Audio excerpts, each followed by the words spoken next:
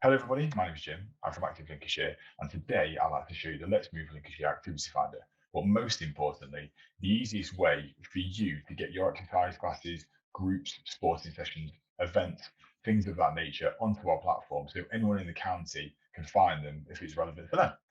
So when you go to Let's Move Lincolnshire and find our activity finder, you can see that you can sort it by location, different mile limits, lots of different filters that you can use. When you're prescribing someone this activity finder, if you are working with someone who's going to use our finder, it's really important to use this filter icon on the left hand side because it means you can filter things about the activity, if it's an intermediate skill level, what age suitability there might be. There might only be, available on certain days. They apply that filter, and you can see that these little different things come up. In a moment, when we go on to open sessions, I really need you to recognize that the title and the description and the photograph that you use are the most important things you can do. The rest of it can be quite raw, and someone will just reach out and speak to you. But as long as your title, your description, your photograph are spot on, we should be okay. So, for example, I'm scrolling through these and I go, "Oh, men's walking football. That looks really interesting for me." Then you can see that the description is fantastic. It gives me lots of information, and it's just everything I'll ever need to know. What's most important is that as a user, I'm probably sold there. I've read the description. I think it's fantastic. It really, really works for me on those days. And then I go, right, there's the email address, there's the website, there's a phone number, I can find out more. So open sessions is the way that we're going to upload your activities and your events. So our activity finder can collate all that information automatically. That's simple. So I need you to go to opensessions.io, create an account, authenticate it via email, and you'll see a screen like this once you've done all those steps. Then what we need to do is add a new session. So once open session is loaded, you can see that it's very, very simple to navigate. It's step by step. And if you're not really afraid of this kind of thing, just take your time, it'll be all good.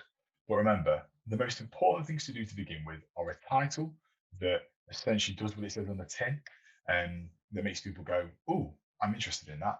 That stopped me from scrolling. The session description and a photograph. They're the most important bits. You've probably got all the information for the participants on a website or a Facebook page or however you're marketing right now. So you might just be able to copy and paste it through. But the best things to do are just to go through these steps really, really quite just slowly, take your time.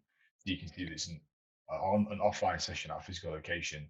And there you go, a really, really intuitive user interface where a map just pops up. You can do exactly what you need to do there. As you continue to walk through all the categories, you'll get down to when and the schedule. And this is the bit where we get most of our questions asked. So when you tick on this box, this session takes place more than once. You can say that, for example, it happens every week on a Tuesday, and that's fine. But then what we can do is we can set a range of when the session is going to end and stop being populated on the website. Now, the maximum is 50, which is potentially nearly a year if you've only got one weekly session. However, I would love it if you just kept a grip on this and we only put it on for like maybe 6 weeks at a time. And the reason being is we never know what's going to happen. The hall might not be available. You might not be able to run through half term. A coach might be off ill. You never know what's going to happen. So just do the range for a few weeks.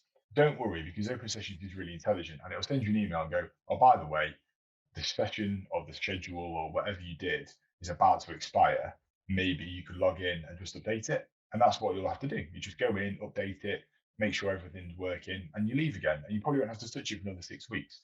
The reason we want to do that is because you want to make sure that the end user always gets lots of relevant sessions that are on there, and there's nothing on there that's kind of not running anymore or it's irrelevant. So that'd be the best thing to do. If you are an organization that has lots of different sessions going on at different times and you would like to put them under different brand names, this is where you also do it. So if you go to organization settings and then manage organizations, this is where, obviously we're Let's Move Lincolnshire, this is where you might hold all of the sessions in one area, but then show your listing as a different organization. For example, Active Lincolnshire or something like that. I'm always on hand to help. So if you'd like to contact me, you can reach out. We can always do a webinar together to make sure you're okay.